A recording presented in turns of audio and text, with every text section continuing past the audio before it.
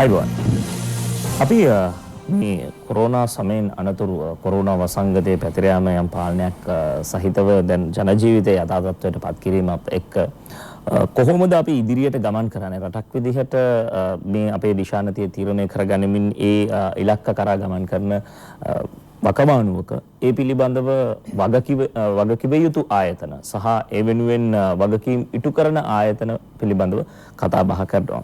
අද දවසේ අපි කතා බහ කරන්නට එහෙම නැත්නම් 7 වෙනි පැය සාකච්ඡාව වෙනුවෙන් අපේ ආරාධනාව පිළි අරගෙන මැදිරියට පැමිණ තිබෙන්නේ එවැනි ආයතනයක ආයතන ප්‍රධානීන් දෙපළක්. ඔබ සාමාන්‍යයෙන් ගත්තහම ගුවන් යානයකට ගොඩ වෙලා වෙනත් රටකට ගමන් කරනවා. එහෙම නැත්නම් වෙනත් රටක සිට ශ්‍රී ලංකාවට පැමිණෙනවා. අපි දන්නවා වර්තමානයේ වෙන විට රටවල් අතර හුවමාරුව වැඩි වශයෙන් ගුවන් යානා භාවිත කරමින් සිදුවන්නේ. ඉතින් මේ ක්‍රියාවලියේ මහා මොලකරු එහෙම කිව්වොත් නිවැරදි. ඒ ක්‍රියාවලිය සඳහා අත්‍යවශ්‍ය කරන සියලු නීති රීති රෙගුලාසි සහ වගකීම් ඒ සියල්ල පවතින ආයතනය පිළිබඳව අපි කතා බහ කරන්නට සූදානම්. ශ්‍රී ලංකා සිවිල් ගුවන් සේවා අධිකාරිය සහ එහි කාර්යභාරය පිළිබඳවයි අද දවසේ අපි වැඩි වශයෙන් කතා බහ කරන්නට සූදානම් වෙන්නේ. සිවිල් ගුවන් සේවා අධිකාරියේ ගරු සභාපති උපුල් ධර්මදාස මහත්මයා අපිත් සමග අද දවසේ එකතු වෙනවා අපේ ආරාධනෙන්. අයිබෝන් ඔබතුමාන්ට. අයිබෝන්. ඒත් එක්කම සිවිල් ගුවන් සේවා අධිකාරියේ අධ්‍යක්ෂ ජෙනරාල් ප්‍රධාන විධායක නිලධාරී කපිතාන් තේමිය අබේවික්‍රම මහත්මයාත් අපිත් සමග එකතු වෙනවා. අයිබෝන් ඔබතුමාට. අයිබෝන්. දැන් සිවිල් ගුවන් සේවා අධිකාරිය මම මුලින් හඳුන්වා දුන්නාseම අපේ රටට අපේ ගුවන් සීමාවට ගුවන් යානයක් ඇතුළු වෙන තැන සිට යලි පිටවීම දක්වා සියලු කාර්යභාරයන් සඳහා දැඩි වගකීම පැවරී තිබෙන ආයතනය. මම මුලින්ම කැමති සිවිල් ගුවන් සේවා අධිකාරියේ අධ්‍යක්ෂ ජෙනරාල් ප්‍රධාන විධායක නිලධාරී කපිතාන් තේමිය අබේවික්‍රම මහත්මයාට යොමු වන්න. ශ්‍රී ලංකාවේ මේ ගුවන් සේවාව ගත්තාම මේ කර්මාන්තය ගත්තාම ඇයි අපිට මේ විදිහේ අපි කියන්නේ නියාමනයක් නීතියක් ක්‍රියාදාමයක් ක්‍රියාපටිපාටියක් සහිත ආයතනයක් අවශ්‍යයි? එහි කාර්යභාරය කුමක්ද? මොකද අපි බලන පිරිස මේ පිළිබඳව තියෙන අවබෝධය ඉතාම අඩු තැනක වෙන්න පුළුවන්. සමහරු ඉතාමත් ඒ පිළිබඳව අවබෝධයක් සහිත වෙන්න පුළුවන්. අපි පැහැදිලි කරමු. ටිකක් දිග කතාවක්. නමුත් අපි ටිකක් කෙටි කියන්න බැරි සභාපතිතුමාත් එක්කත් කතා කරන්න තිබෙන නිසා. සිවිල් ගුවන් දැන් ලංකාවට ඉස්සෙල්ලාම 2000 සමාවෙන් 1911 පමණ තමයි පළවෙනි ගුවන් යානයක් ලංකාවට ඇවිල්ලා තියෙන්නේ. ඒ ආවට ඒවා ඊට පස්සේ එක එක වෙලාවල් වල ගුවන් යානා ගෙනල්ලා තියෙනවා. ඒ ගෙනාවට ඒ වයින් මේ ගුවන් සේවාවන් හැටියට පාවිච්චි වුණේ නැහැ. ඊට පස්සේ ගුවන් සේවාවක් හැටියට පටන් ගන්න ඉස්සෙල්ලා ඊට පස්සේ අපේ මම මේ වැඩි විස්තර කියන්නේ නැහැ මොකද වෙලාව ප්‍රශ්නේ නිසා වාට තියෙන කොහොම හරි 1947 අපි මේ දකින්න දර්ශන දකින්න ඔබතුමාට කතාව කියාගෙන 1947 දී ශ්‍රී ලංකාවේ ආණ්ඩුව එවකට තිබුණ ආණ්ඩුව පත් කරා එවකට තිබුණ පබ්ලික් වර්ක්ස් කියන ආයතනය හරහා එහි හිටපු අධ්‍යක්ෂකවරයා පළවෙනි අධ්‍යක්ෂකවරයා හැටියට civil aviation department civil aviation department කියලා දෙපාර්තමේන්තුව හැටියට ඊට පස්සේ දෙපාර්තමේන්තුව අනියුක්ත වෙනවා. ඒ අතරතුර 1944 දී ICAO කියන International Civil Aviation Organization කියන එක පටන් ගත්තා. ඒක එක්සත් ජාතීන්ගේ සංවිධානයේ අනියුක්ත කාර්යාංශයක් තව ඒක හරහා තමයි ලෝකෙම තියෙන සියලුම රටවල් වල ඒකට අනියුක්ත රටවල් 193ක් තියෙනවා. ඒ රටවල් වල ගුවන් ගමන් සහ සියලුම පාලන කටයුතු සඳහා එයාලා නීති ඇනෙක්සර්ස් 18ක් හරහා නීති 10000ක් විතර තියෙනවා.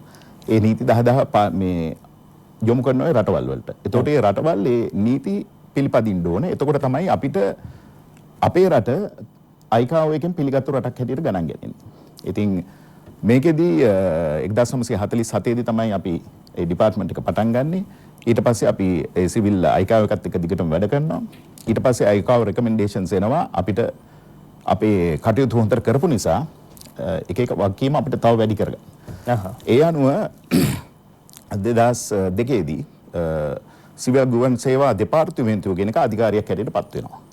එතනින් තමයි ඩිරෙක්ටර් ජෙනරාල් වරයා කියන එක ඇති වෙන්නේ සිවිල් ගුවන් සේවා අධිකාරියේ. ඒක ඇක්ට් 34 කියලා එන්නේ ලංකා රජයේ. ඊට පස්සේ 2000 ආයිසරක් 2000 පසු කාලයක 2000 ඒකේ ඇක්ට් එකට තියෙන බලතල තවත් වැඩි කරනවා සිවිල් ගුවන් සේවා අධිකාරියට.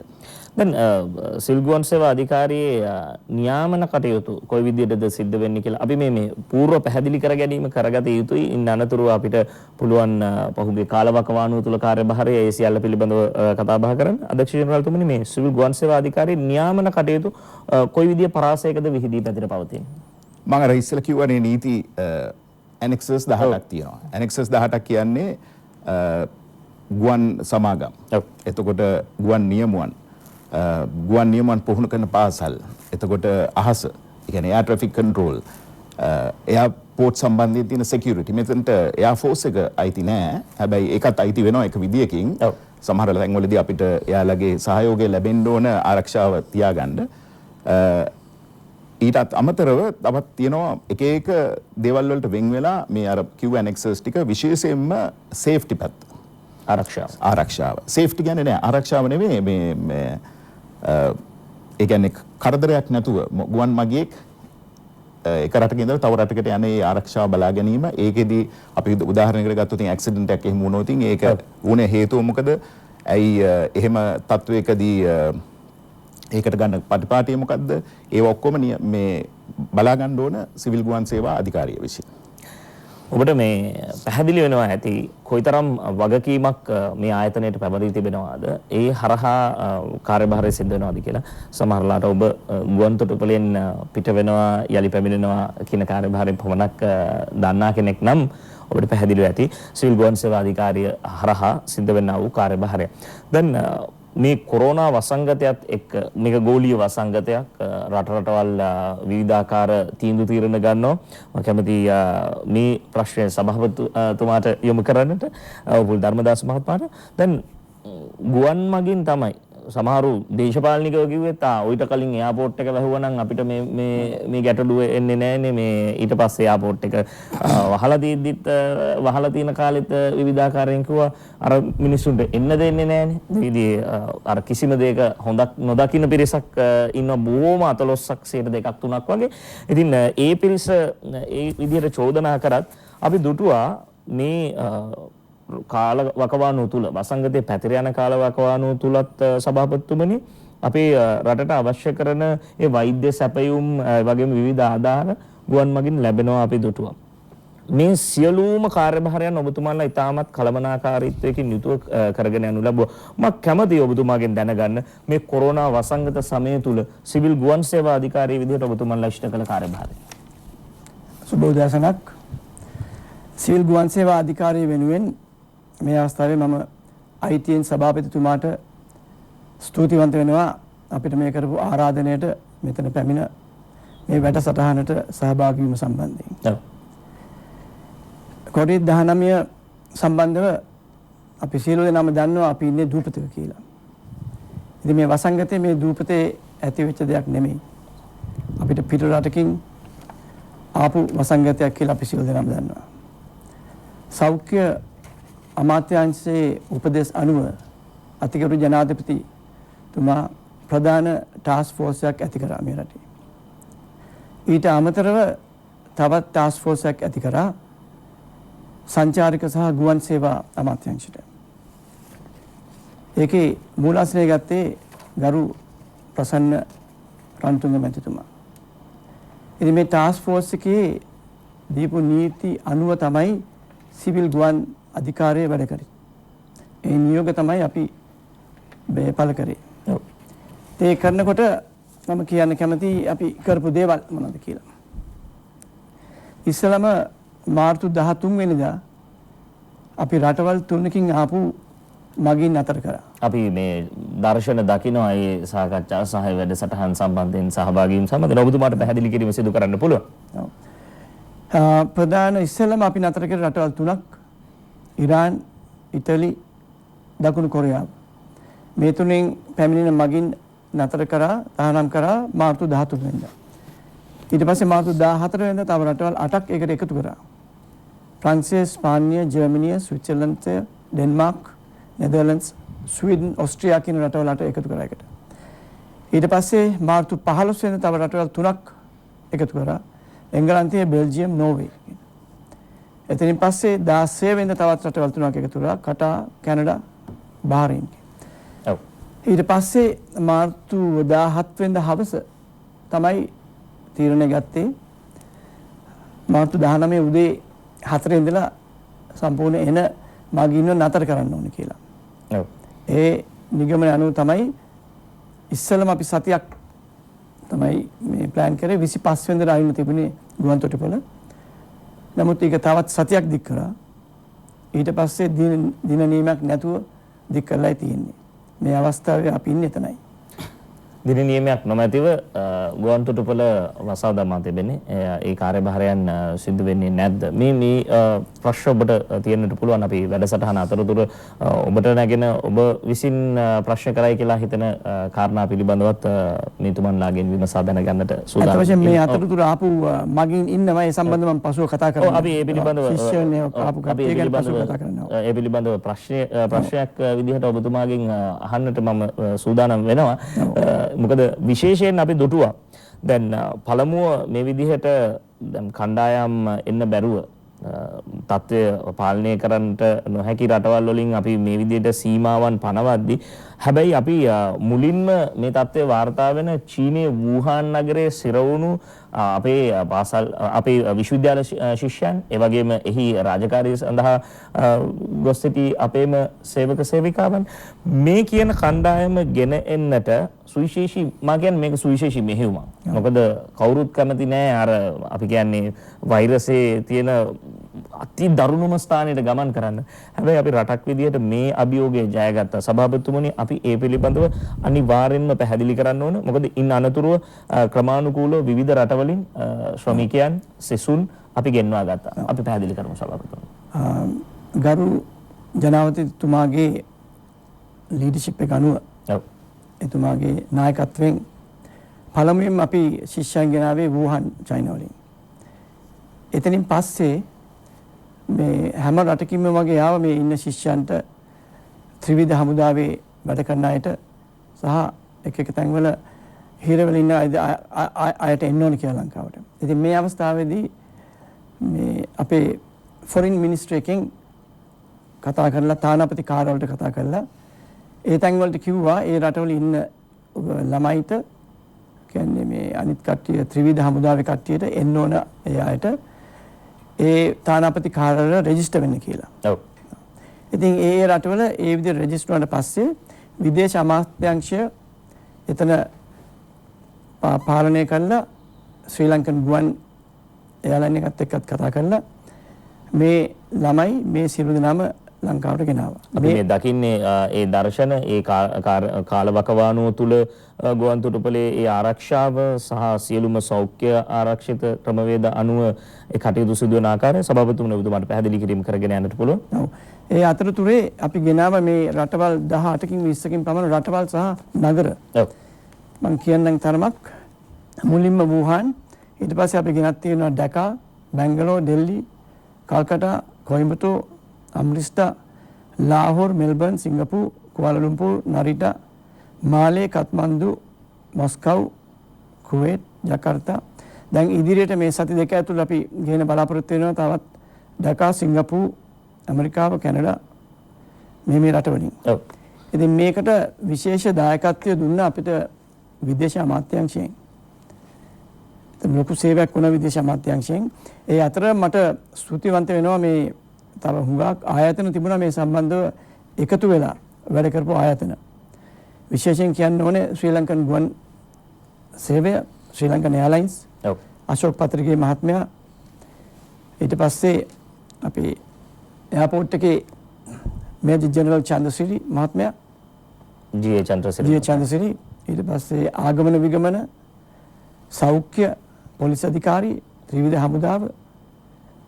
ඒ අතරම තව කියන්න අවශ්‍යයි අපේ සිවිල් ගුවන් සේවා අධිකාරියේ මේ ස්ටාෆ් එක ගැන කතා කරන්න ඕන. ඒගොල්ලෝ ඇත්ත වශයෙන්ම පිටින් ඉඳගෙන වැඩ කරන කට්ටියක්. ඒගොල්ලෝ කරන සේවය එළියට පේන්නේ නැහැ. අපිට පේන්නේ ගොඩක් වෙලාවට ප්ලේන් එකක් ලෑන්ඩ් කරනවා ඊට පස්සේ ටේක් ඔෆ් කරනවා. ඒ කියන්නේ තිරේ පිටුපස සූචාල කාර්යභාරයක්. තිරේ පිටිපස ලොකු වැඩ කොටසක් වෙනවා කියලා මම කියන්න කැමතියි. හොඳයි සිවිල් ගුවන් සේවා අධිකාරිය මේ කියන තත්ත්වය පාලනය කරගන්න එහෙම නැත්නම් කළමනාකරණය කරගන්න ඔවුන්ට හැකි උපරිම දායකත්වය ලබා දෙමින් කටයුතු කරනවා සහ ඉදිරියටත් කටයුතු කරන්න සූදානමින් සිටිනවා. ඒ නිසාමයි අද දවසේ 7 වෙනි පැය අපේ ආරාධනාව සිවිල් ගුවන් සේවා අධිකාරියේ සභාපතිතුමන්ට සහ අධ්‍යක්ෂ ජනරාල් සහ ප්‍රධාන විධායක නිලධාරීතුමන්ට හිමි වුණේ. ඉතින් අපි ඔවුන් සමග තවදුරටත් සාකච්ඡා කරන්න සූදානමින් සිටිනවා. කෙටි විරාමයක් ලබා ගන්න සූදානම්. විරාමයෙන් අනතුරුව යලිත් සාකච්ඡාව සමග එක්වෙමු.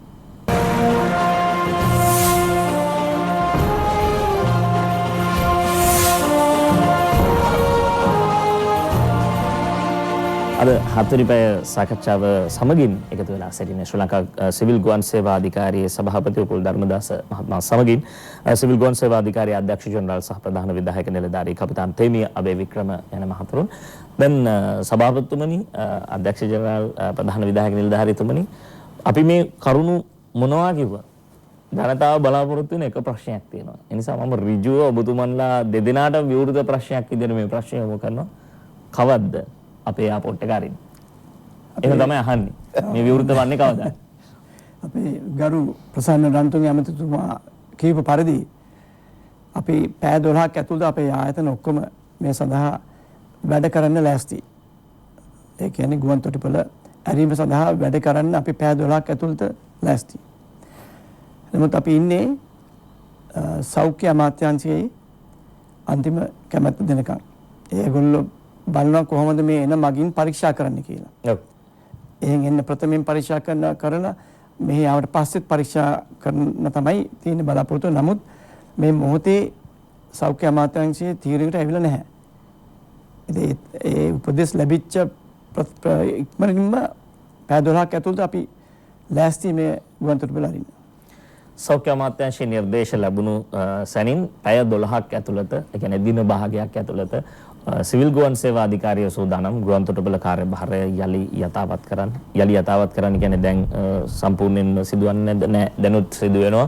ඔබට අපි දර්ශන පෙන්වුවා මීට ප්‍රථමයෙන් මේ විරාමයට කලින්. මම කැමති යලිත් තවක අධ්‍යක්ෂ ජනරාල් ප්‍රධාන විධායක නිලධාරී කපිතාන් තේමී අබේවික්‍රම මහතා වෙත යොමු වන්න. දැන් මේ ගෝලීය වසංගත තත්ත්වයක්. මේ ගෝලීය වසංගත තත්ත්වයේදී අපි රටක් විදිහට වසංගත තත්ත්වය හමු වුවත් ඒ අවශ්‍ය කරන සම්බන්ධීකරණය පවත්වා ගනිමින් අපේ ශිෂ්‍ය ශිෂ්‍යාවන් ඒ වගේම මේ රැකියාවල නිරත වූ පුද්ගලයන් මේ විදිහට ගෙන්වා ගත්තා. මේ සියල්ල කරන්න ඔබතුමන්ලාට ජාත්‍යන්තරය සමග කටයුතු කරන්න වෙනවා. ජාත්‍යන්තරයේ ඒ ප්‍රමිතීන් ආරක්ෂා කරගන්නට ඕනේ. සෞඛ්‍ය ආරක්ෂිත ක්‍රමවේද ආරක්ෂා කරගන්න ඕනේ. ඒ වෙනුවෙන් ඔබතුමන්ලා ගත්ත ක්‍රියාමාර්ග මොනවද? මම අර ඉස්සෙල්ලා කිව්වා නීති 10,000ක් පමණ යටතේ තමයි අපිව පාලනය වෙන්නේ. ඒ කියන්නේ නීති රීති. අපි උදාහරණයකට ගත්තොත් පාරේ යනකොට තියෙනවා ක්‍රොසින් එකක නවත්තන්න ඕන, හයි ස්පීඩ් තියෙනවා, ලිමිට්ස් වංගුවක් ගන්නකොට ගන්න විදිය තියෙනවා. ඒ වගේ ඒ කටයුතු තියෙනවා එක එක දේවල් කරන්න. දැන් මේ අතරේ සිවිල් ගුවන් සේවාවත් එක එක දේවල් ඒ 10,000ටම නීති 10,000න් දේවල් එක එක ඒවා කන්ට්‍රෝල් වෙනවා. විශේෂයෙන්ම වෙන දේවල් තමයි ගුවන් සමාගම් වල ගුවන් යාන වල තත්ත්වය පරීක්ෂා කිරීම. එතකොට ගුවන් නියමුවන්ගේ මෙඩිකල්ස් එක ස්ටෑන්ඩ් එකක තියෙන්න ඕන. දල වශයෙන් කිව්වොත් සාමාන්‍ය කැප්ටන් කෙනෙක්ගේ සෑම අවුරුද්දකම සැරයක් මෙඩිකල් එක චෙක් වෙන්න ඕන. එතකොට කැබින් ක්‍රූ එහෙම නැත්නම් ගුවන් සේවක මණ්ඩලය සෑම අවුරුදු 2කට සැරයක් සමාවෙන් 5කට සැරයක්. ඒ වගේ එක එක මට්ටම් තියෙනවා. ඊට අමතරව එයා ට්‍රැෆික් කන්ට්‍රෝලර්ස් ලගේ. එයාලගෙත් බලපානවා අර ලයිසන්සින් සිස්ටම් එක පාලකව. එතකොට අර මම ඉස්සෙල්ලා කිව්වා ගුවන් සමාගම් වලට අයිති ගුවන් යාන වල තත්ත්වය පාලනය කිරීම තමයි පළවෙනි කාරණේ හැටියට එන්නේ. මොකද ඒක සේෆ්ටි කන්සර්න් එකක්. ඉතින් ඒකෙදී දැන් ශ්‍රී ලංකන් ගුවන් සේවය ගත්තොත් ශ්‍රී ලංකන් ගුවන් සේවයේ තියෙන්නේ එයාබස් ගුවන් යාන 330යි 320 කියන ගුවන් යාන. ඒතර මැනුෆැක්චරර් එයාබස් සමාගම ඒ ගුවන් යාන නිකුත් කරනකොට එයාලගේ දෙනවා ස්ටෑන්ඩඩ් ස්පෙસિෆිකේෂන්ස් කියලා එකක්. එතකොට ඊට අමතරව ඒවා එළියට ආවට පස්සේ ICAO එක එහෙම නැත්නම් FAA එක කියන්නේ ඇමරිකන් එක රුසියන් නීති අනුව එහෙම නැත්නම් චීනයේ තියෙන නීති අනුව ඒ නීති පොඩ්ඩක් ලිහිල්ව අර මැනුෆැක්චරර්ගේ නීති වලට වඩා පොඩ්ඩක් ලිහිල් කරලා තමයි යාලා නීති දාන්නේ මේවා මේන්ටේන් කිරිල්ල ගැන. පැහැදිලි. එතකොට අපි දැන් මේ වෙලාවේ කරලා තියෙන්නේ අපේ ඉංජිනේරු වංශය සිවිල් ගුවන් සේවා අධිකාරීන් ඉංජිනේරු වංශය අපෙන් ශ්‍රී ලංකන් ගුවන් සමාගම උදාහරණයකට මම මේ ශ්‍රී ලංකන් ගුවන් සමාගම ගන්න අපේ තියෙන මූලික ගුවන් සමාගම නිසා එයාලා ඉල්ලුවතින් අපිට මෙන්න මේ රිපෙයාර් එක කරන්න රිපෙයාර් ඉන්ටර්වල් එකට වෙලාවක් නැහැ කියලා අපි ඒක ස්ටඩි කරලා බලනවා මේක කරන්න අපිට වැඩිපුර කාලයක් දෙන්න පුළුවන්ද කියලා. ඒ කියන්නේ දවස් 100කට සැරයක් කරන්න තියෙන එකක් නම් එහෙම නැත්නම් පැය 100කට කරන්න සැරයක් කරන්න තියෙන එකක් නම් ඒක කොහොමද කරන්න පුළුවන් කියලා ඒකට අවස්ථාවක් ලබා දෙනවා. මොකද ඒවා පුළුවන් තරම් අපි අර දික් කළා කියන්න පුළුවන් ඒ කාල සීමාව. ඒ වගේම අර මම කිව්වා පයිලට් ලයිසන්සින් ගැන. අවුරුද්දකට සැරයක් ඒ කියන්නේ අවුරුද්දක් කියන්න බෑ ඒකට කියන්න ඕන every 12 months කියන එක. අර කැලෙන්ඩර් months කියලානේ ඒක යන්නේ. ඉතින් ඒ 12 months වලදී ඒක දැන් අපි ඉස්සලම කරේ දින 45කින් වැඩි කරා.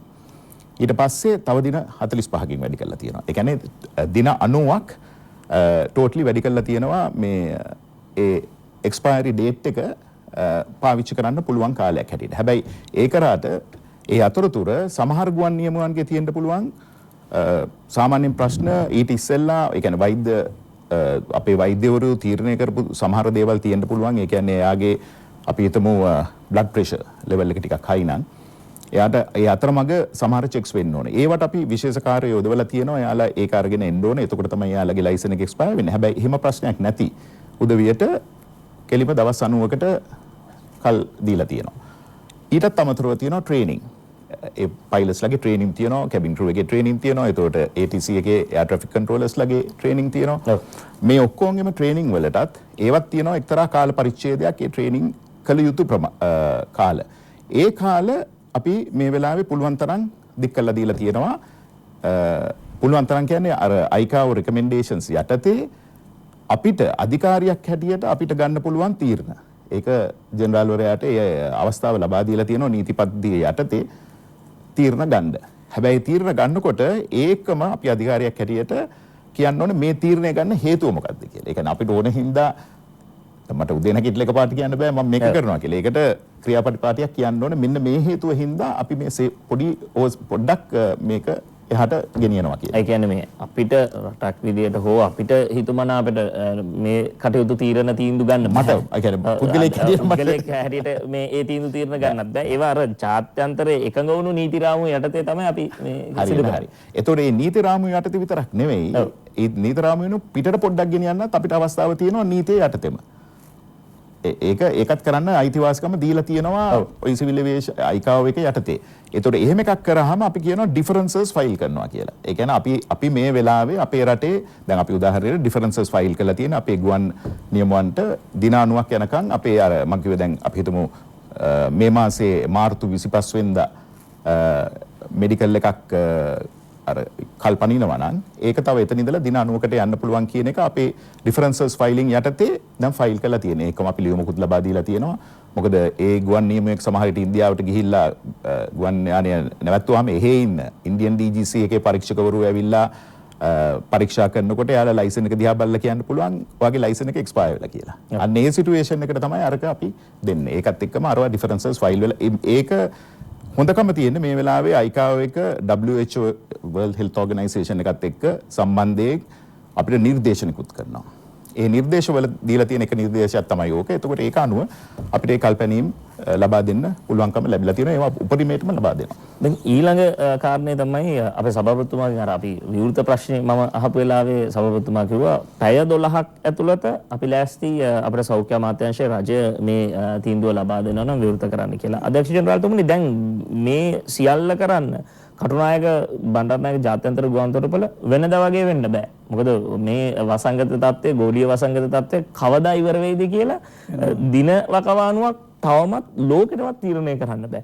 එහෙම තත්ත්වයකදී අධ්‍යක්ෂ ජනරාල්තුමනි අපි කොහොමද රටක් විදිහට විශේෂයෙන් කටුනායක ජාත්‍යන්තර බණ්ඩාරනායක ජාත්‍යන්තර ගුවන්තොටුපළ තමයි අපිට ප්‍රධාන වශයෙන් සැලකෙන්නේ. ඉතින් මේ සඳහා ඔබතුමන්ලාගේ සෞඛ්‍ය ආරක්ෂිත සූදානම් කොයි විදිහටද පවතින්නේ?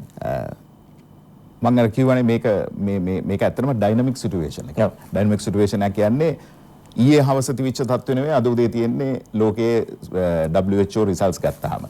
දැන් අද මම හිතන්නේ අද උදේ ඊයේ රෑ ලංකාවෙන් ලැබිලා තියෙන එක කුවේඩ් පරීක්ෂණයකට එක අසද්දෙ පමණයි. එතකොට බ්‍රසීලයේ දැන් උපරිමයටම ගිහිල්ලා. ඉතින් මේ අනුව WHO එක World Health Organization එක මුළු ලෝකෙටම නීති පනවනවා. සෞඛ්‍ය නීති. ඒ සෞඛ්‍ය නීති අයිකාවක බලනවා.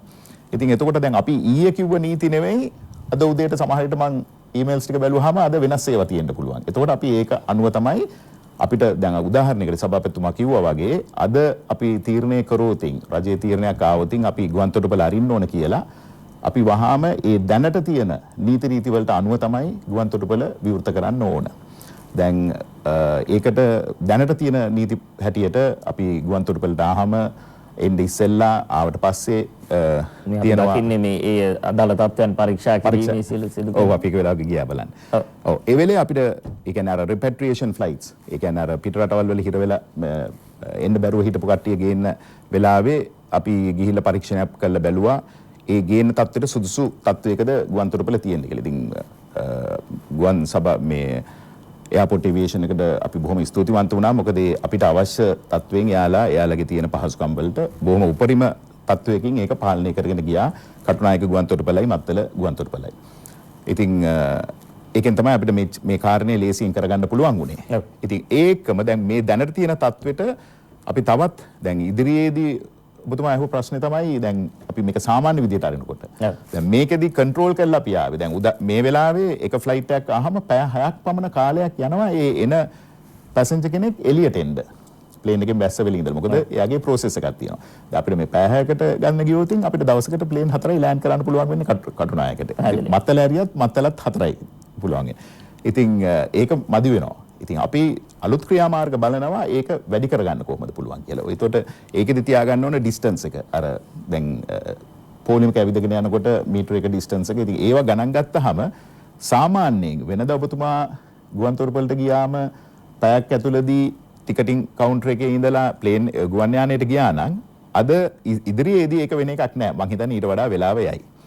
ඉතින් ඒව ඔක්කොම අපි කල්පනා කරලා තමයි ගුවන්තොටුපළ විවෘත කරනකොට අපි ගුවන් සමාගම් වලට නිර්දේශ කරන්න ඕන ෂෙඩියුලින් වෙනස් කරන්න වෙනවා නැත්නම් මෙතන පටලැවිලක් වෙනවා ගුවන් යාන ඇවිල්ලා බිම තියේ ඒ ටික තමයි දැන් මේ කාර්යභාරය ඊටාම සංකීර්ණ සහ අපි හිතනවට වඩා බොහෝම දැවැන්ත කාර්යභාරයක් සභාපතිතුමනි මේක තනියම ඔබතුමන්ලට පමණක් සිදු කරන්නට බෑ. ඔබතුමන්ලට මේ අදාළ අපි කියන්නේ පරිවාර ආයතනවල සහයෝගය අනිවාර්යයෙන්ම උවමනා කරනවා. මොකද ඒ සියලු දෙනාගේ සහයෝගය ඔබතුමන්ලට මේ කාලපකවානුව තුලත් ලැබෙන්නට ඇති. ඉදිරියේදීත් ඔබතුමන්ලා ඒ සහයෝගය ලබා ගන්න සාකච්ඡා කරලා ඇති. මම කැමතියි මේ පිළිබඳව ඔබතුමා සඳහන් කරනවා නම්. ඔව් ඇත්ත වශයෙන්ම අපි විශ්ින් කරන දෙයක් නෙමෙයි මේක අපි ඔක්කොම ආයතන එකතු වෙලා තමයි මේ ලොකු ගමනක් යන්නේ කියන එක මම කියන්න ඕන. විදේශ අමාත්‍යාංශයෙන් වෙන සේවය බොහොම අති විශිෂ්ටයි. ඒකෙන් තමයි ඔක්කොම මේ දවස්වල ගෙනාපු අපේ ශිෂ්‍යයන් ත්‍රිවිධ හමුදාවේ කට්ටිය සහ අතරමං වෙච්ච ශ්‍රී ලාංකිකයන් ගෙනාපු කට්ටිය ඔක්කොම රෙජිස්ටර් වුණේ. ඒ වගේම තමයි ජනාධිපති කාර්යාලයෙන් ලොකු සේවයක් අපිට සිද්ධ වුණා. එන කට්ටියගේ සම්පූර්ණ නම් ලයිස්තුවයි බොහොම ක්‍රියාශීලී විදිහට තමයි මේ ලයිස්තුව අපිට එන්නේ. ඒ එනකොට අපිට පේනවා එන එක්කෙනාගේ නම, පාස්පෝර්ට් නම්බර් එක කොහෙන්ද එන්නේ, ඊමේල් ඇඩ්‍රස් ඒ ඔක්කොම එක තමයි එන්නේ. ඒක ඊට පස්සේ නිරෝධායනට යන තැන් මේ යන හෝටලය සමහර රටවලින් ආපු කට්ටිය සල්ලි ගෙවලා ගියා. නිරෝධායන. සමහර කට්ටිය ආණ්ඩුවේ තැන් වලට ගියා. ඉතින් යන තැන කොහෙද? ඒ ලිස්ට් එක එනවා එතන ඒකත් එක්කම. ඊට පස්සේ ඒක ගෙනියන්නේ කවුද? මොන බස් වලින්ද ගෙනියන්නේ? එයාපෝට් එකේ කොහොමද මේ පිළිවෙල කරන්නේ? ලෑන්ඩ් වුණාට පස්සේ ඒකට සෞඛ්‍ය දෙපාර්තමේන්තුවෙන් වෙන සේවය, ආගමන විගමන, ඒ වගේම අපේ සිවිල් ගුවන් සේවා අධිකාරියෙන් වෙන සේවය. මොකද අපේ ඉන්නවා පැය 24ම වැඩ කරන මේ නිලධාරීන් ඉන්නවා. සමහර වෙලාවට මේ එනවා මේ රාය 11ට එනවා මේ අප්‍රූවල් එකක් ඉල්ලලා. ඉතින් ඒ වෙලාවේ වැඩ කරන නිලධාරීන් ඉන්නවා. ඒ කියන්නේ පැය 24ම වැඩ කරේ නැත්නම් මේ කටයුතු කරගෙන යන්න බෑ. කරගන්න බෑ. අතිගරු ජනාධිපතිතුමාට පින්සෙත් දෙන්න අපි මේ තත්ත්වයේ අද ඉන්නවා කියලා කියන්න ඕනේ මේ රට. නැත්නම් අද බලනකොට වෙන අපේ තත්ත්වයේ තියෙන රටවල් එක්ක බැලුවොත් අපි බොහොම සෑහෙන ඉදිරියෙන් ඉන්නවයි කියලා අපි කියන්න ඕනේ. මට ඒ වගේම තව එකක් කියන්න ඕනේ. මගේ මේ පහුගිය දවස්වල Facebook එකේ යාළුවෙක් කතා කරලා මට කියනවා මේ දැන් ඉන්දියාවේ නිරෝධානය කරන සතියයි ඊටු සතිය ගෙදර ගිහිල්ලා කරන්න පුළුවන්. ඇයි ඔයාලට එහෙම කරන්න බැරි කියලා. මම කිව්වා අපි මේ ලෝකේ මේ COVID-19 සම්බන්ධයෙන් ඉන්නේ බොහොම ඉදිරියෙන් ඉන්නේ. ඉතින් අනිත් රටවල් ඔක්කොම අපි කරන දේ තමයි ඒ රටවල් කරන්න ඕනේ. අපිට වෙන කවුරුත් මේ ෆලෝ කරන්න ඕනේ නැහැ කියලා. ඒ කියන්නේ මේ අපිට තියෙන ශ්‍රී ලංකා මොඩලයක්. ශ්‍රී ලංකා මොඩලය. අපිට ශ්‍රී ලංකා මොඩල් එක හරිය මොඩලයක් තියෙන්නේ. මුළු ලෝකෙම පිළිගත් මොඩලයක් තියෙන්නේ. හොඳයි මේ අපිටම ආවේනික ක්‍රමවේදයකට මේ COVID-19 වසංගතය පරාජයට පත් කරමින් යලි කෙමෙන් සාමාන්‍ය අතටපත් වෙද්දී සිවිල් ගුවන් සේවා අධිකාරිය කරන කාර්යභාරය පිළිබඳව අපි අද දවසේ කතා බහ කරමින් ඉන්නේ. සිවිල් ගුවන් සේවා අධිකාරියේ ගරු සභාපති උපුල් ධර්මදාස මහත්මයා සමගින් සිවිල් ගුවන් සේවා අධිකාරියේ අධ්‍යක්ෂ ජනරාල් සහ ප්‍රධාන විධායක නිලධාරී කපිතාන් තේමිය අබේවික්‍රම යන මහතුරුන් සමග අපි සාකච්ඡා කරමින් ඉන්නේ. තවදුරටත් මේ පිළිබඳව සාකච්ඡා කරමු මේ විරාමයෙන් අනතුරුව.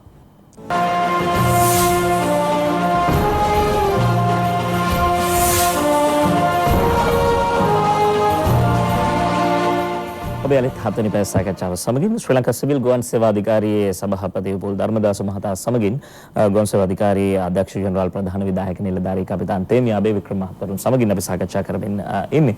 සභාපතිතුමා පැහැදිලි කරමින් හිටියා මේ අර කාර්යභාරය ඉෂ්ට සිද්ධ කිරීමේදී කවුරුන්ද ඔබතුමන්ට සහයෝගය ලබා දෙන කණ්ඩායම කියලා ඔබතුමන්ට තවත් කරුණු කිහිපයක් කියන්නට තිබෙනවා කිව්වා.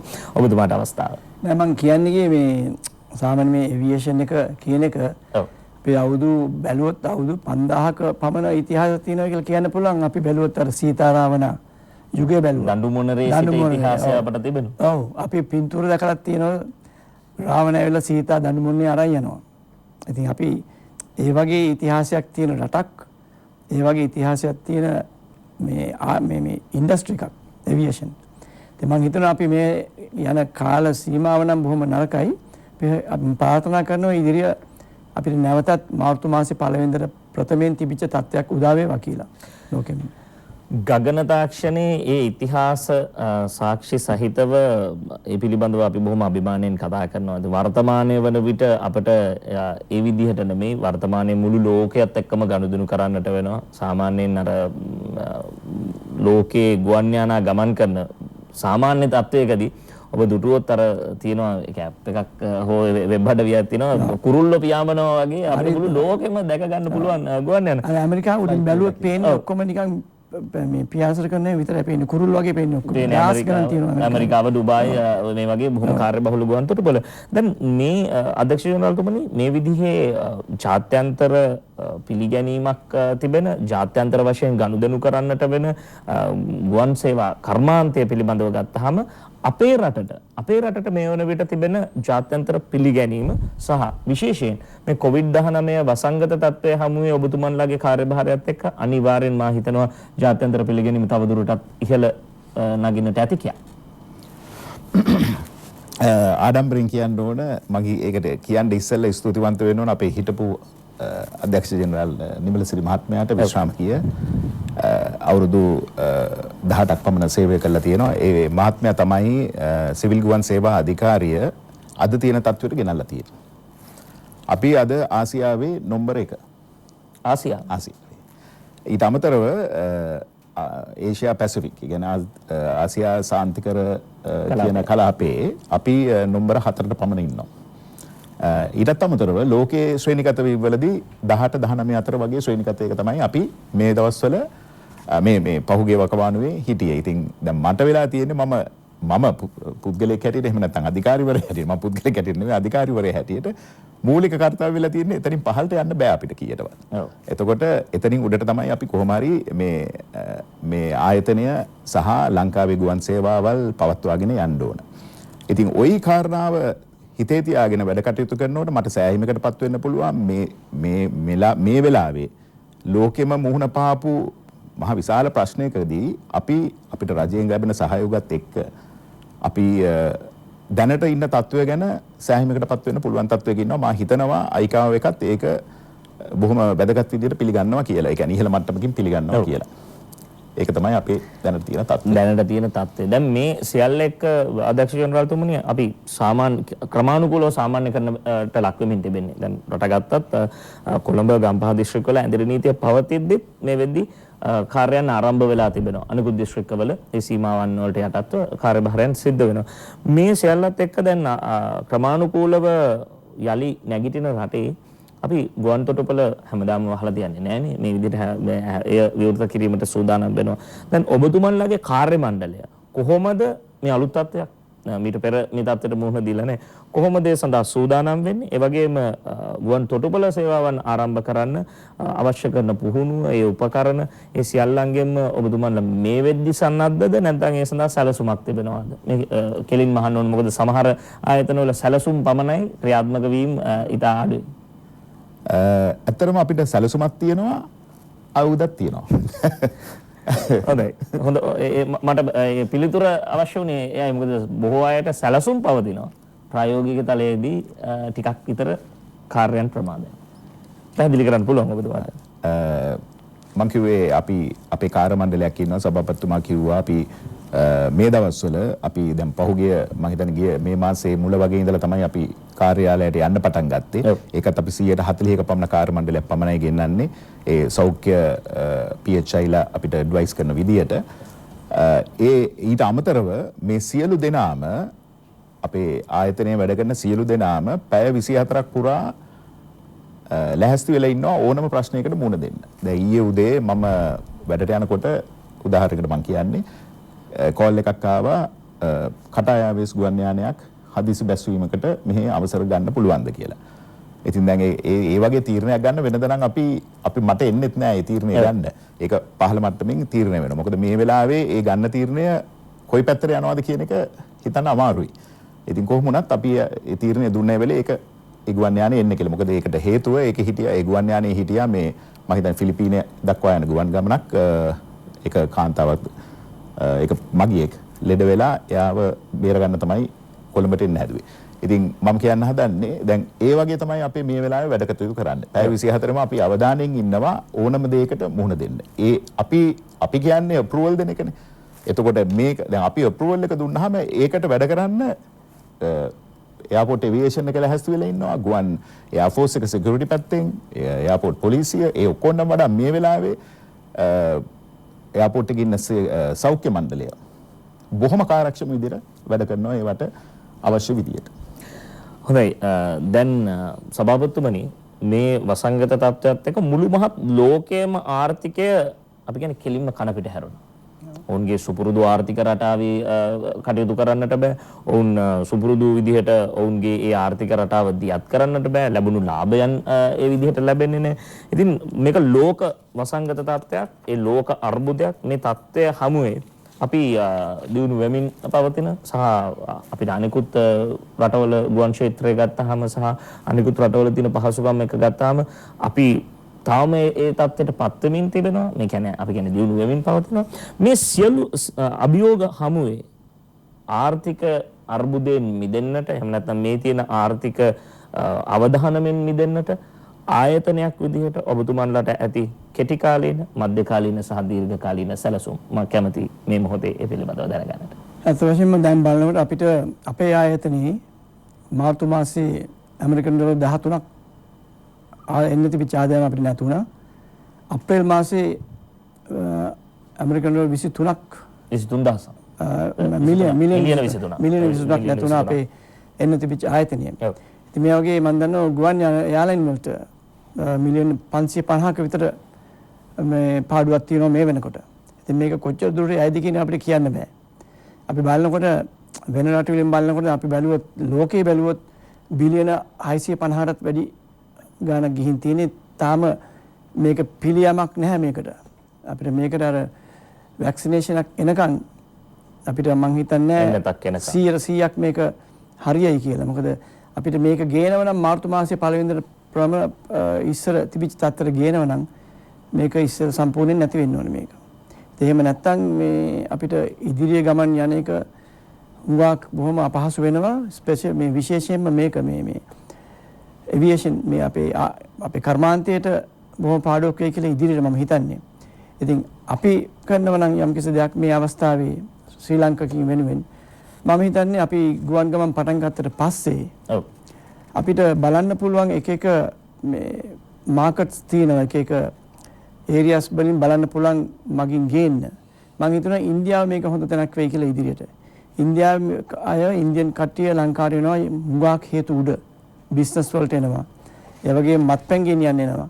ඒ වගේ තියෙනවා. ඒ වගේම ලෝකේ ඉන්නවා හුඟක් ඔය නෑදෑයෝ සහෝදරයෝ බලන්න ඉන්න කට්ටිය. ඒගොල්ලන්ට එන්න ඕනේ සහෝදරයෝ බලන්න එන්න ඕනේ. මගුල් නම් මේ දවස්වල නැහැ. ඒ නැතත් ඉදිරියට ඒව තියෙයි. ඒ කට්ටිය එන්න ඕනේ. මරණ වලට එන්න ඕනේ. ඔය ඉඩම් නඩු වලට එන්න ඕනේ. අන්න එතන ඉන්න ලොකු සංඛ්‍යාවක්. මම උදාහරණයක් වශයෙන් ගත්තොත් ඇමරිකාවේ ඉන්නවා ලක්ෂ 7ක් විතර. 7ක් විතර ඉන්නවා ලාංකිකයෝ. එතනින් 107ක් 5ක් 7ක් විතර ඒ කාලේ ලංකාවට ආවා බුදුපතා. ඉතින් ඒකෙන් 100 භාගයක් අඩු වුණත් 3ක් ගත්තත් ඒ සාමාන්‍ය තරමක් ඉන්නවා ලංකාවට ඉන්න. ඒ වගේ මුළු ලෝකෙම ගත්තොත් අන්නේ ඒ මාකට් තමයි අපි දැනට සම්බන්ධ කරන්න අවශ්‍ය කියලා මම හිතනවා. අපේ විදේශ විනිමය ගෙන්න ගන්න. ඔබතුමාට මේ අත්දැකීම් සහිතයි ජාත්‍යන්තර අත්දැකීම් සහිතව මම හිතනවා ඔබතුමා ඒ අවශ්‍ය කරන කාර්යභාරය මේ වෙද්දී සකස් කරගෙන වැඩ කටයුතු සිදු කරાવી කියලා. මම කැමති අපේ අවසන් විනාඩි කිහිපය ගත වෙන නිසා යලිත් අධ්‍යක්ෂ ජෙනරාල්තුමන් වෙත යොමු වන්නට සෞභාග්‍යමත් ශ්‍රී ලංකාවක් වෙනුවෙන් යන ගමන සඳහා ගුවන් ක්ෂේත්‍රයේ එහෙම නැත්නම් මේ අපි ගත්තොත් සිවිල් ගුවන් සේවා අධිකාරියටත් සුවිශේෂී සහ සුවිශාල කාර්යභාරයක් තිබෙනවා. දැන් මේ කර්මාන්තය ඉහළට ඔසවමින් ශ්‍රී ලංකාව සෞභාග්‍යමත් දේශයක් කරන්නට ඔබතුමන්ලාට තිබෙන වැඩපිළිවෙල මොකද මම කෙලින්ම මේ ඔබතුමන්ට ප්‍රශ්නයක් යොමු කරන දැන් අපේ කටුනායක ජාත්‍යන්තර ගුවන් තොටුපළට ගියාම අපි පුංචි කාලේ අපේ පවුලේ උදවිය ගුවන් තොටුපළෙන් ඇරලවන්නට එහෙම නැත්නම් වෙන රටකට යන්න ඇරලවන්නට ගිය ඒ දර්ශනයමයි තාම දකින්නේ. මම දැන් කියන්නේ මේ දශක 3ක් විතර. ඔබතුමන්ලාට ඉදිරියේදී කොහොමද මේ තත්ත්වය වෙනස් කරමින් අපේ රටේ ආර්ථිකය සඳහා අවශ්‍ය කරන ප්‍රධාන දායකත්වයක් ලබා දෙන්න තියෙන සැලසුම. මට සුදුසුකම් මතක් කරන්න මේ අවස්ථාවේ මම කැමතියි කියන්නේ මට අපේ ගරු ප්‍රසන්න රන්තුන් ඇමතුමාගෙන් ලැබෙන දායකත්වය බොහොම අගය කරන මම මේ දවස්වල එතුමා දවස්පතා වගේ කතා කරලා මාත් එක්ක අහනවා කොහොමද ආයතනය දුවන්නේ මොනවද අවශ්‍ය ඒ දෙන උපදෙස් මම බොහොම අගය කරනවා කියලා මේ අවස්ථාවේ කියන්න කැමතියි. ඒ වගේම අපේ ආයතනයටත් මම බොහොම ස්තුතිවන්ත වෙනවා අපේ මේ ස්ටාෆ් එකට. මේ අපි දකින්නෙත් අමාත්‍යතුමන් ගුවන් තොටුපළට පැමිණ ඒ අවශ්‍ය කටයුතු නිරීක්ෂණය කරන ආකාරය ඔබතුමන්ලා සමග අපි අධ්‍යක්ෂ ජෙනරාල්තුමනි පැහැදිලි කරමු මේ අවසන් විනාඩි කිහිපෙදී කොහොමද සෞභාග්‍යමත් ශ්‍රී ලංකාවක් කරා යන ගමන සඳහා ඔබතුමන්ලා ලබා දෙන්නට සූදානම් වෙන දායකත්වය. අපි මං හිතන්නේ ඒවියේෂන් ඉන්ඩස්ට්‍රි එක ලෝකෙම ජාත්‍යන්තර වශයෙන් ගත්තාම 2019 දෙසැම්බර් මාසය වෙනකොට ලොකු ඩිමාන්ඩ් එකක් තිබිච්ච එහෙම නැත්නම් අවශ්‍යතාවයක් තිබිච්ච ඉන්ඩස්ට්‍රි එකක් ලෝකේ. ඒ කියන්නේ ගුවන් මගීන් මම හිතන්නේ ඊට ඉස්සර ඊට අවුරුදු 10කට 20කට ඉස්සෙල්ලා බැලුවාම two folds වලින් දෙගුණකින් තුන්ගුණයකින් විතර වැඩි වුණා. ඒකේ හින්දා තමයි මෙච්චර මේ ගුවන් සමාගම් ලෝකෙ පුරා ඇති වෙලා තියෙන්නේ. දැන් එමිරේට්ස් ගුවන් සමාගම අපි ළඟින් ගත්තොත් ඉන්දියාවේ තියෙනවා ගුවන් සමාගමක් ඉන්ඩිගෝ කියලා. ඒ වගේ ගුවන් සමාගම් ප්ලේන් 10ක් තිබිච්ච එක දැන් 200කට විතර ගිහිල්ලා තියෙනවා මේ පහුගිය වකවානුව තුල. ඉතින් අද ඒ තත්ත්වය අනුව ගියා නම් අපිට තිබිච්ච ලොකුම ප්‍රශ්නේ තමයි මුළු ඉන්ඩස්ට්‍රි එකටම මම කියන්නේ මේ ලංකාවට විතරක් නෙමෙයි ඒවට අවශ්‍ය කාර්ය මණ්ඩලය ලබා ගැනීම. ඕක තමයි අපේ සිවිල් ගුවන් සේවා අධිකාරිය එකක් බලාගෙන ඇවිල්ලා තියෙන්නේ පුළුවන් තරම් ලංකාවේ පුහුණු පාසල් වලින් ඒ අවශ්‍ය පුහුණුතාවයේ ගුවන් නියමුවන්ට ගුවන් සේවිකාවන්ට සේවකීන්ට ඊට අමතරව එයා ට්‍රැෆික් කන්ට්‍රෝලර්ස්ලාට ඒ ඔක්කොම උදවියට පුළුවන් තරම් මෙහින් පුහුණු කළා අපේ ගරු ජනාධිපතිතුමත් එක වෙලාවක කිව්වා පුළුවන් තරම් අපි ඒ වගේ ක්වොලිෆයිඩ් උදවිය මේ රටින් පිටරටවල් වලට යවන්න. ඔව්. ඒ කියන්නේ පුහුණු සහ ඉහළ වැටුප්තලයකට යා හැකි ශ්‍රමිකයන් අපි පිටරටවල් වලට යවන්න. අන්න හරි. මොකද ඒකෙන් අපිට ලොකු ආදායමක් ලබා ගන්න පුළුවන් රටක් හැටියට. මොකද අපි කල්පනා කරලා බැලුවොත් මේ වෙලාවේ ශ්‍රී ලංකන් ගුවන් සමාගමේ තියෙන එක්තරා නියමිත ගුවන් යාන ප්‍රමාණයක් පමණයි. ඒතර මමත් දැන් මේ රක්ෂාව ගන්න ඉස්සෙල්ලා මම වැඩ කරේ පිටරටක. දැන් අවුරුදු 10ක් විතර තිස්සේ මම සැරින් සැරේ පිටරටවල් වල වැඩ කරා. ඉතින් එතකොට මම පිටරටක ඉන්නකොට එකක් මගේ පඩිය විදේශ විනිමයක් හැටියට ලංකාවට එනවා. ඒ එක්කම විදේශ ආදායමක් හැටියට ඒ එක්කම මෙහි තව තරුණ දරුවෙකුට අවස්ථාවක් ලැබෙනවා රැකියාවක්. ඉතින් ඕක තමයි අපේ වෙන්න ඕන ඉදිරියට වෙන්න ඕන ෆුට්ප්‍රින්ට් එක. ඕක මත තමයි අපි කටයුතු කරගෙන යන්න ඕන. නමුත් මේ COVID-19 වසංගතය නිසා ලොකු පසුබැසීමක් වෙලා තියෙනවා ගුවන් මේ සභාපතිතුමා කිව්වා වගේ ඒ කියන්නේ ඉන්ඩස්ට්‍රි එකේම මුළු ක්ෂේත්‍රයේම ඒ වුණාට මම මේක නිකන් සාමාන්‍ය විදිහට කියන්නම්. මේක නිකන් අර වුහාන් වල මේ ලෙඩේ ඇති වෙනකොට ඒක නිකන් වලාකුළක් හැදුනා වගේ. ඒ වෙලාවේ එක එක රටවල් එක එක තීරණ ගත්තා. සමහර රටවල් එච්චර ප්‍රවේශම් වුණේ නැහැ. අපේ රට ප්‍රවේශම් වුණා. ඉතින් අපි මේ තත්ත්වෙන් බේරගත්තා. ඊළඟට දැන් වැස්ස වහින්න පටන් අරගෙන තියෙන්නේ මොකද ඒ වසංගතේ ලංකාවටත් ආවා. මේ වසංගතේ කොයි වෙලේ හරි ඉවර වෙනවා. ඒ ඉවර වෙන වෙලාවේ අනිවාර්යෙන් ගම් වතුරක් එනවනේ. අන්න ඒකට තමයි අපි ලෑස්ති වෙන්න ඕන. ඒක කොයි අතට හරව ගන්න එක අපේ දක්ෂකම. ඒක පොසිටිව් කරගන්නත් පුළුවන් නෙගටිව් කරගන්නත් පුළුවන්. ඉතින් අන්න ඒකට තමයි අපි ලෑස්ති වෙන්නේ. ඒකට ක්‍රියාපටිපාකට අපි දෛනිකව දැන් මට සතුටුවෙන් ආඩම්බරෙන් මේ සතුටෙන් කියන්න පුළුවන් ඊයේත් එක්තරා පුද්ගලික කම්පැනි එකකින් ආවා ඇවිල්ලා මාත් එක්ක කතා කරා අලුතෙන් යාලට AOC එකක් ගන්න. මොකද මේ කාගෝ ඔපරේෂන්ස් පටන් ගන්න. මේ වෙලාවේ මුළු ලෝකෙම පැසෙන්ජර් මගින් ගෙනෙන ගුවන් යානා ශ්‍රී ලංකන් ගුවන් සමාගම සමග ගුවන් මලු එහෙම නැත්නම් ගුවන් එයා කාගෝ කියන එක අරගෙන යන තමයි යාලා කටයුතු කරගෙන යන්නේ. ඒකෙන් අඩුම ගානේ ඒ ගුවන් සමාගම් වල තියෙන මේ වෙලාවේ වෙන අලාභය අවම කරගන්න. ඉතින් මට සුළු දෙයක් කියන්න තියෙනවා. මම කියන්නේ හිටියේ වෙලාව අවසන් වෙන්න ඉස්සෙල්ලා. දැන් මේ අවස්ථාවේදී දහස් ගණන් ශ්‍රී ලාංකිකයන් මුළු ලෝකෙම අපේ රට එන්න පොර කරනවා දැන්. දහස් ගණන් මම දන්නවා ඩුබායි වල කුවේට් වල දහස් ගණන් මට කියන්නේ ඇයි මේ මෙච්චර මේ ශ්‍රී ලාංකිකයන් එන්න බලාපොරොත්තු වෙන්නේ. මේ හේතුව ඇවිල්ලා අපේ අතිගරු ජනාධිපතිතුමා ගත්තු වැඩපිළිවෙල හන්දයි මේක සිද්ධ වුණේ. මේ අපි යන මාර්ගයේ හන්දයි මේ සියලු ජනතාවම ලංකාවට එන්න බලාපොරොත්තු වෙන කියලා මම කියනවා. එහෙම නැත්තම් මම හිතන්නේ මේ අවස්ථාවේ අපි නරක තැනක හිටියනම් මේ දහස් ගණන් අපේ රට එන්න පොරකයි කියලා මම හිතන්නේ. ඉතින් අපි අතරින් අතිගරු ජනාධිපතිතුමාට ස්තුතිවන්ත වෙන්න ඕනේ. හොඳයි අධ්‍යක්ෂ ජනරාල්තුමනි එහෙමනම් අපිට ලැබිලා තිබුණු කාල වේලාව අවසන්. අපිට මීට වඩා පැහැදිලි කරන්න කාරණා ඇති ඔබතුමන්ටත් බොහෝ විට අපි යලිත් දවසක මේ සිවිල් ගුවන් සේවා අධිකාරිය මොකද මේ සංගවුණු කාර්යභාරයන් හැබැයි ජනතාව දැනගත යුතුයි මොකද ඒ සුවිශාල කාර්යභාරයන් ඉෂ්ට සිද්ධ කරනවා. ඒ නිසාමයි 7 වෙනි පැය සාකච්ඡාවේ ඔබතුමන්ලාට මේ ඉඩකඩ ලැබුණේ. අපේ ආරාධනාව පිළිගත්තාට බෙහෙවින් ස්තුතිවන්ත වෙනවා. ශ්‍රී ලංකා සිවිල් ගුවන් සේවා අධිකාරියේ ගරු සභාපති උපුල් ධර්මදාස මහත්මයාට ඒ වගේම සිවිල් ගුවන් සේවා අධිකාරිය අධ්‍යක්ෂ ජෙනරාල් ප්‍රධාන විධායක නිලධාරී කපිතාන් තේමියා බේවික්‍රම මහත්මයාට අපේ ආරාධනාව පිළිගන්නට. එhmenan යලි නැගිටින රට සඳහා ඔබේ යුතුයකම ඉෂ්ට සිද්ධ කරන්න රටේ සියලු දෙනා එවිට සෞභාග්‍යමත් දේශයක් කරා යන ගමන ශක්තිමත් කරන්නට දායක වුණු පුද්ගලයන් බවට පත් වේවි. එය ඔබටයි තිබෙන්නේ. මොකද තනි පුද්ගලයා වගකීම ඉෂ්ට කරාම අපිට ආයාසයකින් තොරවම මුළු මහත් සමාජයම ඒ කටයුත්තට දායක කරගන්න පුළුවන්. එවනම් හමු වෙමු 7 වෙනි පැය සාකච්ඡාවෙන් ඊයලේ.